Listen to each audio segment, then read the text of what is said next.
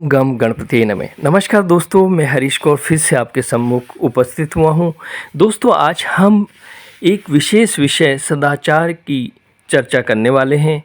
सदाचार का मानव जीवन में क्या महत्व है, उससे उसे किस लाभ और सुख की प्राप्ति होती है, हम इसको जानेंगे। दोस्तों, मनु स्मृति और वशिष्ठ स्मृति में बहुत ही सुंदर आचार के विषय में वर्णन किया गया है। दुराचारो ही पुरुषो लोके भवति निंदिता दुख भागी च स्थितम व्याधि तो अल्प आयु रेव च। यानी जो दुराचारी पुरुष है वो सदैव संसार में निंदित होता है, सर्वदा दुख का भागी होता है, रोगी होता है और अल्पायु होने की वजह से शीघ्र ही मृत्यु को प्राप्त भी हो जाता है। महाभारत में वर्णन है, आचारा फलते धर्म आचारा फलते धनम आचारा रिच्यम वापनोति आचारो हंत्य लक्षणम। बहुत ही सुंदर वर्णन महाभारत में किया गया है कि आचार ही धर्म को सफल बनाता है, आचार ही धन रूपी फल देता है, आचार से मनुष्य को प्रचुर संपत्ति की प्राप्ति होती है और आचार ही अशुभ लक्षणों का तत्काल नाश भी कर देता है। आचार से धर्म प्रकट होता है और धर्म के स्वामी भगवान विष्णु हैं। अतः जो अपने आश्रम में आचार में संलग्न है उसके द्वारा भगवान श्री हरि सर्वदा पूजित होते हैं। नारद पुराण में नारद जी स्वयं कहते हैं, आचार प्रभावो धर्म धर्मस्य प्रभुर अच्युतः आश्रमा आचार युक्तेन पूजिता सर्वदा श्री हरि। आचारहीन पुरुष यह लोक, सदाचारी पुरुष यह लोक परलोक दोनों को ही जीत लेता है, क्योंकि सत शब्द का अर्थ साधु है और साधु वही है जो दोष रहित है। उस साधु पुरुष का जो आचरण है उसी को सदाचार माना गया है। शिव पुराण में भी विशेष रूप से सदाचार की महिमा का मंडप किया गया है। आचारहीना पुरुषो लोके भवति निंदिता परत्र च सुखीना स्यात् स्माद् आचारवान भवेत्। आचारहीन मनुष्य संसार में सदैव निंदित होता है और परलोक में भी कभी सुख को नहीं पाता। इसलिए सबको आचारवान होना ही चाहिए।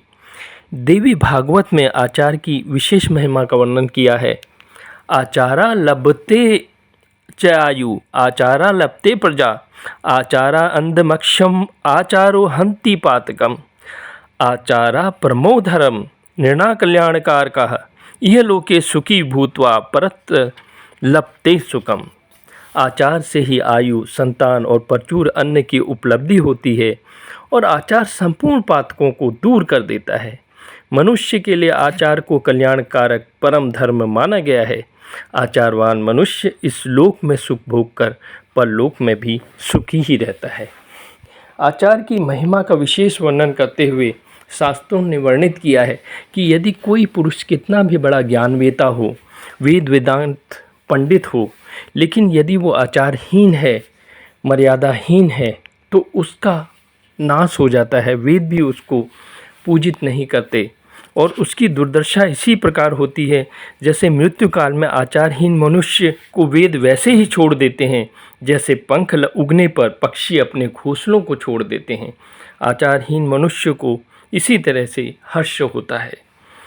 रावण को, जो कि 16 वेदों का वेदांत पंडित था, शस्त्र शास्त्रों का ज्ञाता था, भगवान शिव का महाभक्त था, जिसने स्वयं शिव तांडव स्तोत्र जैसी बहुत ही सुंदर स्तोत्र की रचना की, उसका भी अंत में बहुत ही दुर्दर्श अंत हुआ, क्योंकि उसने धर्म और सत्य के मार्ग को छोड़ दिया था।